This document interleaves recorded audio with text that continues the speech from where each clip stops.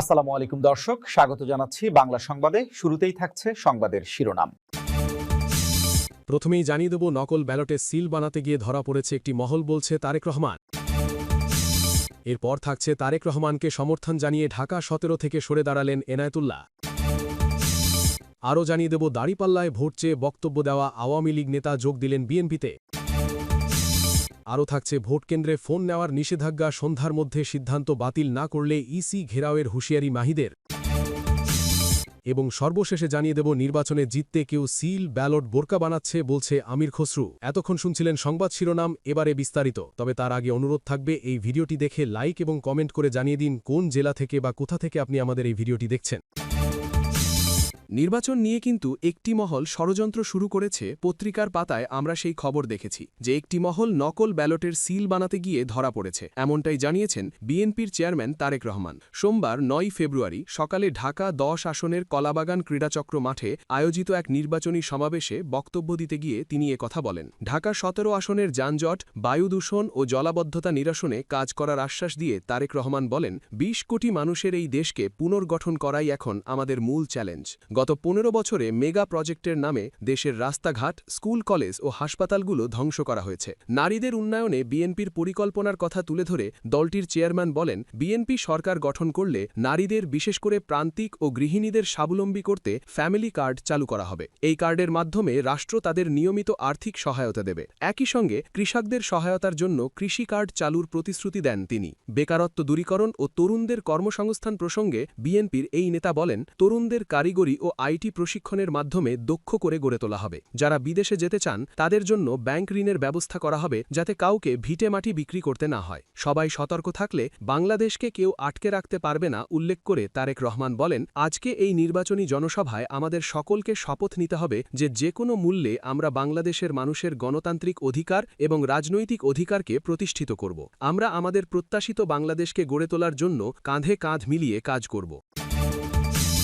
বিএনপির চেয়ারম্যান তারেক রহমানের প্রতি আনুষ্ঠানিক সমর্থন জানিয়ে নির্বাচন থেকে সরে দাঁড়ালেন স্বাতন্ত্র প্রার্থী কাজী এনায়েতুল্লাহ। তিনি মোরগ প্রতীক নিয়ে প্রতিদ্বন্দ্বিতায় ছিলেন। সোমবার ৯ ফেব্রুয়ারি ঢাকা ১৭ আসনের নির্বাচনী এলাকায় বনানী কামাল আতাতুর্ক অ্যাভিনিউতে বিএনপির একটি নির্বাচনী পথসভায় উপস্থিত হয়ে এ ঘোষণা দেন কাজী এনায়েতুল্লাহ। এ সময় মঞ্চে উপস্থিত ছিলেন তারেক রহমান। এই আসন থেকে বিএনপির প্রার্থী হিসেবে নির্বাচন করছেন দলটির চেয়ারম্যান তারেক রহমান। এনায়েতুল্লাহ বলেন, আমি আমার প্রার্থিতা প্রত্যাহার করছি। ওনার চেয়ে শুধু ঢাকা নয়, সারা বাংলাদেশে যোগ্য প্রার্থী নেই। তিনি আরও বলেন, আমি এবং আমার যারা সমর্থক আছে আজকে থেকে ধানের শীষের জন্য কাজ করব। এ সময় মঞ্চে তারেক রহমানের সঙ্গে এনায়েতুল্লাহের কুশল বিনিময় করতে দেখা যায়।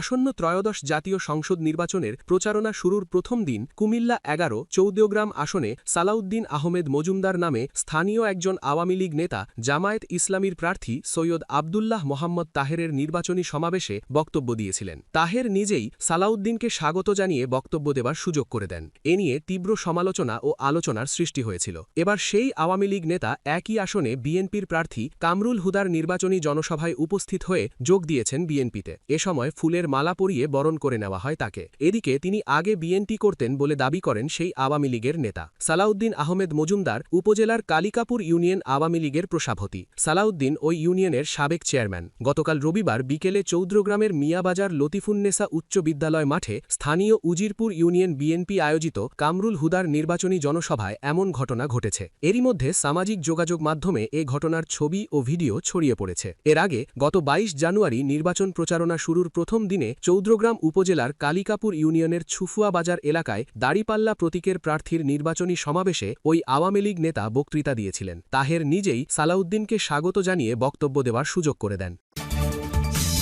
ত্রয়োদশ জাতীয় সংসদ নির্বাচন ও গণভোটে ভোট কেন্দ্রের ৪০০ গজ ব্যাসার্ধের মধ্যে মুঠোফোন নিয়ে যেতে পারবেন না ভোটাররা। নির্বাচন কমিশনের দেওয়া এই নিষেধাজ্ঞা না তুলে নিলে সন্ধ্যার মধ্যে ইসি ঘেরাওয়ের হুঁশিয়ারি দিয়েছেন জাতীয় নাগরিক পার্টির আহ্বায়ক নাহিদ ইসলাম। সোমবার দুপুরে রাজধানীর মোহাম্মদপুর ঈদগাহ মাঠে নির্বাচনী জনসভায় এ হুঁশিয়ারি দেন তিনি। নাহিদ ইসলাম বলেন, ইলেকশন কমিশন একটি বিজ্ঞপ্তি দিয়েছে ৪০০ মিটারের মধ্যে ফোন নিয়ে যেতে পারবে না। আজকে সন্ধ্যার মধ্যে এই বিধিবিধান পরিবর্তন না করলে আগামীকাল ইলেকশন কমিশন ঘেরাও করা হবে। তিনি বলেন, ইলেকশন কমিশন পক্ষপাতিত্ব করলে ফ্যাসিস্ট আমলের ইলেকশন কমিশনের যেই অবস্থা হয়েছিল তার চাইতেও ভয়াবহ হবে। নাহিদ ইসলাম বলেন, আমরা দেখতে পাচ্ছি অনেক বেসরকারি গণমাধ্যম একটি নির্দিষ্ট দলের নির্বাচনের বিজ্ঞাপন প্রচার করছেন, কিন্তু অনেকেরটা তারা নিচ্ছে না। আপনাদের ভাবা উচিত কাজটা কতটুকু নৈতিক হচ্ছে। বিজ্ঞাপন লাগলে আমরাও দেব, আমাদের বিজ্ঞাপন আপনারা নিচ্ছেন না। কত টাকা লাগে? জনগণ আমাদের পক্ষে আপনাদের দেবে। আপনারা একটি দলের মার্কা প্রচার করছেন, আপনারা অন্য দলের মার্কা প্রচার করছেন না। এটা তো ফেয়ার হচ্ছে না। তিনি আরও বলেন, বিগত ১৬ বছর এই আনফেয়ারনেস বাংলাদেশের মিডিয়াগুলো দেখিয়ে গিয়েছিল।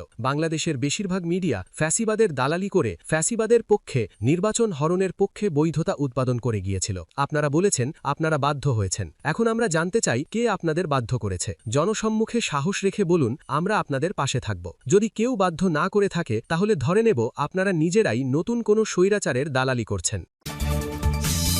নির্বাচনে জিততে একটি দল নানা ধরনের অনিয়ম ও কারচুপির আশ্রয় নিচ্ছে বলে অভিযোগ করেছেন বিএনপির স্থায়ী সমিতির সদস্য ও চট্টগ্রাম ১১ বন্দর পতঙ্গা আসনের প্রার্থী আমির খসরু মোহাম্মদ চৌধুরী। তিনি বলেছেন, কেউ সিল ব্যালট বোরকা বানাচ্ছে, তারপরে ওই এনআইডি কার্ড নিয়ে যাচ্ছে, বিকাশের জন্য টেলিফোন নাম্বার নিচ্ছে। এগুলোকে মাথায় রেখে আমাদের সাবধান হতে হবে। সোমবার বিকেলে নগরীর লালদিঘি ময়দানে চট্টগ্রাম ৯ আসনে ধানের শীষের প্রার্থী আবু সুফিয়ানের সমর্থনে আয়োজিত জনসভায় তিনি এসব কথা বলেন। আমির খসরু বলেন, জনগণের আস্থা নিয়েই বিএনপির রাজনীতি। দলের সৃষ্টি হয়েছে একদলীয় শাসন থেকে বহুদলীয় গণতন্ত্র মাধ্যমে, তারপরে পরবর্তীতে সংসদীয় গণতন্ত্র সহ এটার জন্ম থেকে আজ অবধি মাথা তুলে দাঁড়িয়েছে গণতন্ত্রের জন্য। সেটা হচ্ছে বিএনপি। এক দিনের জন্য, এক মুহূর্তের জন্য আপোষ করেনি। সুতরাং গণতন্ত্রের বাহক হচ্ছে নির্বাচন। গণতন্ত্রের বাহক প্রশ্নবিদ্ধ কেউ করতে চাইলে আমাদেরকে সাবধান থাকতে হবে। তিনি আরও বলেন, অনেকে তো নির্বাচন চাননি, নির্বাচনের উপর আস্থা নেই। অর্থাৎ জনগণের উপর আস্থা না থাকলে যা হয়, এখন আবার নির্বাচনে গিয়ে অনেকে